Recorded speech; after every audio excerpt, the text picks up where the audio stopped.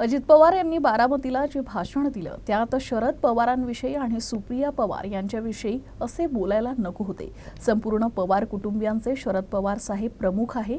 जे वक्तव्य अजित पवार यांनी केलं ते निश्चितच जनतेला आवडणार नाही असं मत शरद पवार गटाचे ज्येष्ठ नेते अनिल देशमुख यांनी व्यक्त केलंय। ते नागपुरात बोलत होते।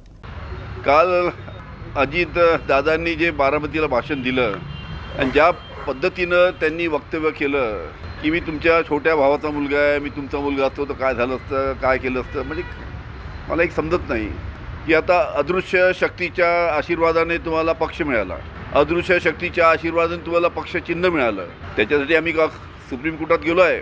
पण जे तुम्हाला आता अदृश्य शक्तीच्या आशीर्वादाने मिळालं त्या पद्धतीने तुम्ही काम करा ना। पवार साहेबांबद्दल बोलायची काय आवश्यकता तुम्हाला? ज्या पवार साहेबांनी तुम्हाला लहानाचं मोठं केलं, अनेकदा संघटनेमध्ये सरकारमध्ये मोठी मोठी पदं दिली आणि आता अदृश्य शक्तीच्या दबावाखाली अशा पद्धतीचं वक्तव्य आपण करता, फार आश्चर्य वाटतं। म्हणजे महाराष्ट्रातील जनता हे सर्व उघड्या डोळ्यांनी पाहत आहे आणि सगळं ऐकत आहे की कशा पद्धतीनं ज्या माणसांनी अजितदादांना मोठं केलं, ज्या पवार साहेबांनी अजितदादांना इतकं मोठं केलं, त्यांच्याबद्दल अशा पद्धतीचं वक्तव्य करायचं, याचं खरोखर महाराष्ट्राला फार आश्चर्य वाटतं।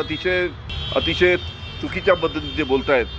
2013 मध्ये फडणवीस विरोधी पक्षनेते असताना बारामतीमध्ये धनगर समाजाचं आंदोलन झालं। त्यावेळी फडणवीसांनी आरक्षण देण्याचं आश्वासन दिलं होतं। फडणवीस मुख्यमंत्री उपमुख्यमंत्री झाले, मात्र धनगर समाजाला आरक्षण दिलं नाही।